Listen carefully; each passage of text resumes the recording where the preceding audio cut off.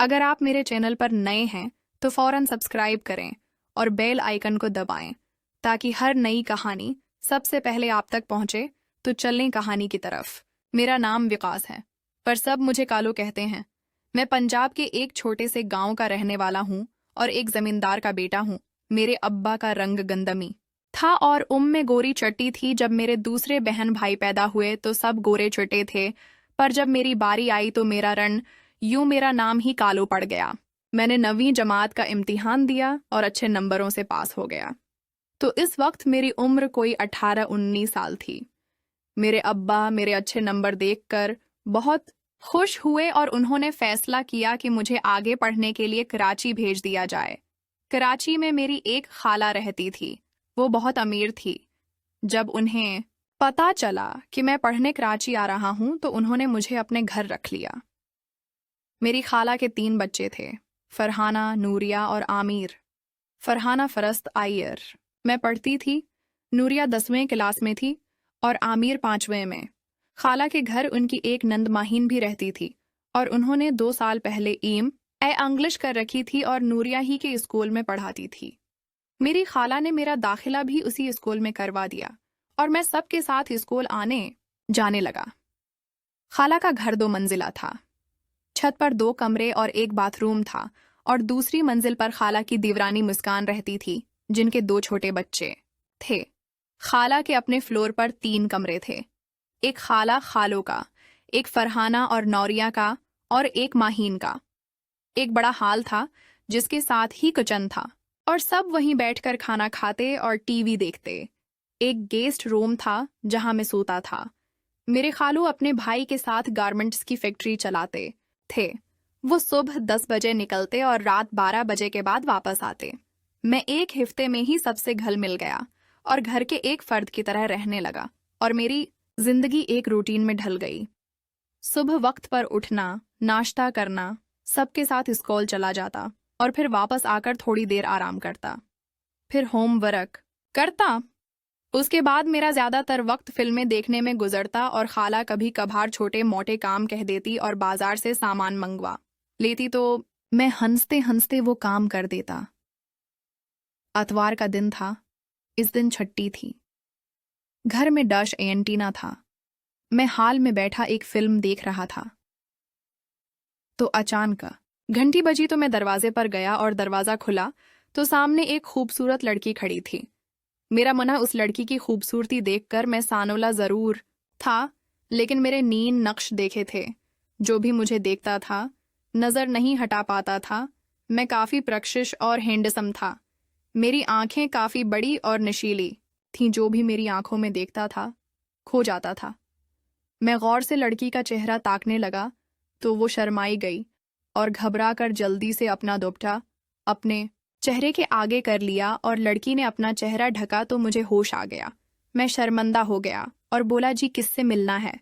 लड़की बोली, महीन से, मैं उसकी फ्रेंड हूँ। लड़की की आवाज़ बहुत प्यारी थी और मैं लड़की के सामने से हट गया और कहा, अंदर आ जाइए, महीन अपने रूम में है। वो मेरे पास से गुजरी और माहीन के रूम की तरफ चली गई और मैं उस लड़की की तरफ देखता रहा। वो लड़की माहीन के दरवाजे पर पहुंचकर रखी और दरवाजा खटखट आया तो माहीन ने अंदर से पूछा, कौन?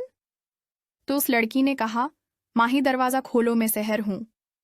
दरवाजा खुला और माही ने उसे गले लगा लिया और फिर दोनों अंदर चली गईं और दरवाजा बंद कर लिया। मैं भी माहीन के रूम की तरफ गया और आहिस्तगी से दरवाजे का हैंडल घुमाया। शायद खुल जाए। सोचते सोचते मेरा ध्यान खिड़की की तरफ गया, शायद वहां से कुछ देख सकूं। तो मैं आहिस्ता कदमों से खिड़की के करीब पहुंचा तो पर्दा थोड़ा सा हटा हुआ था। मैं बड़ी एहतियात से अंदर झांकने लगा। जैसे ही मेरी नजर अंदर गई तो अंदर माहीन और सहर दोनों बेड पर बैठी थीं। माहीन ने हंसते हुए पूछा, क्या हाल है तेरा और इतनी दिन कहाँ गुम थी? सहर हंसने लगी और बोली, सब बताती हूँ। महीन ने बताया कि मेरी भाभी का भांजा है और यहाँ पढ़ने आया है। सहर बोली, बहुत प्यारा लड़का है। महीन हंसी और बोली, काला भी है। सहर हंसते हुए बोली, कुछ भी हो, लड़के में कुछ तो बात है। फिर उसने कहा, लेकिन उसकी आंखें मर्दों वाली हैं। इससे नजर मिलते ही मेरे दिल की धड़कनें तेज हो गई थी। ये सुनकर महीन को थोड़ी हैरानी हुई और उन्होंने पूछा, क्या सच में तेरे साथ ऐसा हुआ?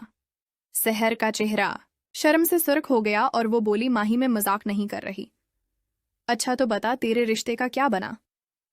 सहर का मुना लटक गया और बोली, कुछ नहीं बना माहीन। बोली, क्या मतलब? सहर बोली, कुछ नहीं यार, लड़के की माँ को मैं पसंद तो आई, लेकिन मेरी उम्र का सुनकर उसने इनकार कर दिया। माहीन बोली, ये तो बहुत बड़ा हुआ। सहर बोली, हाँ यार, मुझे तो ऐसा लगता है कि मैं कनवारी ही मर जाऊंगी। महीन बोली, सब्र कर यार, कोई अच्छा रिश्ता मिल जाएगा। सहर बोली, अब और कितना सब्र करूं, मैं 25 साल की हो गई हूं और अब तक शादी नहीं हुई। ये सुनकर महीन हंस पड़ी और कहा, शर्म नहीं आती? ऐसी बातें करते हुए सहर ने जवाब दिया, क्या करूं, तो ही मेरी बेहतरीन फ्रेंड है। तुझसे ऐसी बातें शेयर न करूं तो किससे करूं? महीन हंसकर बोली, हाँ यार ये तो है। फिर सहर हंसकर बोली, तो सुना, तेरी कहीं बात चली या नहीं? माही का भी मना लटक गया और बोली, वही सन्नाटा है, न कोई मेरा रिश्ता मांगने आ रहा है और न ही मेरे घर वाले किसी से बात चला रहे हैं। सहर ने माही की बात सुनकर एक सुस्की भरी और फिर उसने माही उनके खूबसूरत चेहरे पर हाथ लगाया और बोली, क्या फायदा ऐसी खूबसूरती का जब कोई चाहने वाला ही ना हो? माही ने कहा, पता नहीं कब कोई अच्छा रिश्ता आएगा और कब मेरी शादी होगी। सहर बोली, तो इस कॉल में किसी को सेट क्यों नहीं कर लेती जो तुझसे शादी कर ले? माही डर गई और बोली, ये तुम क्या कह रही हो? पागल तो नहीं हो गई हो? सहर बोली, क्यों, उसमें क्या बुराई है? आजकल तो ऐसा आम हो गया है कि लड़कियां खुद अपने लिए लड़का ढूंढती हैं और फिर उससे शादी कर लेती हैं। महीन बोली, अगर ऐसी बात है तो तुम ऐसा क्यों नहीं कर लेती? सहर बोली, कैसे करूं? मुझे तो घर से निकलने की इजाजत नहीं, जॉब करना तो बहुत दौर की बात है, लेकिन तुम तो आजाद हो और थोड़ा बहुत फायदा उठा सकती हो। महीन बोली, कैसे उठाऊं? मेरी एक कोलक का एक टीचर के साथ चक्कर चला था और उसने ये बात सबको बता दी तो बेचारी बहुत बदनाम हुई थी और जॉब छोड़ कर चली गई थी। सहर बोली, ये तो इस बेचारी के साथ बहुत बड़ा हुआ। तो माहीन बोली, इसलिए तो कहती हूँ कि ये काम मुझसे नहीं होगा और मेरे घर वालों को मेरी ऐसी वैसी किसी बात का पता चला तो वो तो मुझे जान से ही मार डालेंगे। सहर हंसने लगी और बोली, कहती तो तुम ठीक हो, लेकिन पता नहीं कब हमारी शादियां होंगी। माहीन भी हंसने लगी और बोली, अच्छा ये बातें छोड़ो, ये बताओ क्या पियोगी, चाय या जूस? माही बेड से उठने लगी तो सहर ने उसका हाथ पकड़ लिया और हंसकर बोली, तुम ये तकलीफ ना करो और मुझे कोई अच्छी सी मूवी दिखाओ। माहीन हंसने लगी और बोली, कौन सी मूवी? तो सहर ने कहा, कोई भी एक अच्छी सी मूवी चला दो। माहीन बोली, पहले तेरे लिए कुछ ले आऊं, फिर तेरी ये ख्वाहिश भी पूरी करती हूँ। और माही अपने रूम से निकली और किचन की तरफ जाने लगी तो मैं वहां से भागता हुआ हाल में आया और लेट गया और लेटकर मावी देखने लगा। महीन ने मुझे देखा तो उसे सहर की बात याद आ गई और महीन मुझे दूसरी नजरों से देखने लगी और अपना मेरे साथ मुवाजना करने लगी। मैं महीन को बड़ी खूबसूरत लड़की समझता था। उनका चेहरा साफ सुथरा था और रंगत बिल्कुल दूध जैसी सफेद थी। पाकिस्तानी होने की वजह से उनकी पोशाक बहुत शानदार होती थी और वो अक्सर जीन्स और टी शर्ट। महीन का कद 5 फुट 6 इंच था और उनका जिस्म भराव था, मगर लंबा कद होने की वजह से वो बहुत पतली दिखती थी।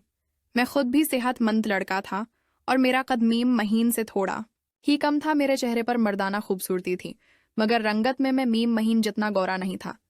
जब मैं मूवी देख रहा था तो महीन मुझे देख रही थी। फिर महीन ने मुझे चाय पीने के लिए पूछा तो मैंने कहा, जी वो चाय बना थोड़ी देर बाद सहर आई और जब मैंने उन्हें देखा तो मुझे शर्म आ गई और मैंने नीचे देखना शुरू कर दिया। नजर मिलते ही सहर के दिल की धड़कन तेज हो गई। उसने मुझसे नजर चराई और किचन में चली गई। सहर महीन के पास किचन में गई और महीन सहर से कह रही थी कि तुम क्यों आए, मैं खुद चाय बनाकर ले आती। सहर महीन के करीब खड़ी हो गई। उसने महीन को आंखों से मेरी तरफ इशारा किया और आहिस्ता से बोली, ये बात छोड़ो, मुझे तो लगता है ये लड़का कभी मेरी जान लेकर रहेगा। महीन ने मेरी तरफ देखा और बोली, क्यों इस बेचारे के पीछे पड़ी हो? वो तुमसे क्या कह रहा है? सहर बोली, पता नहीं क्या बात है, वो जब भी मुझे देखता है मेरे दिल की धड़कन तेज हो जाती है। तो महीन बोली, वो मुझे भी तो देखता है, मुझे तो ऐसा कुछ फील नहीं होता। सहर बोली, अच्छा लेकिन मेरे साथ ऐसा क्यों होता है? माहीन ने मुस्कुराते हुए कहा, क्योंकि तुम्हारा ख्याल आजकल कहीं और है। तो सहर मुस्कुराते हुए बोली, वो तो हमेशा होता है। दोनों खामोश हो गईं और चाय बनाने लगें।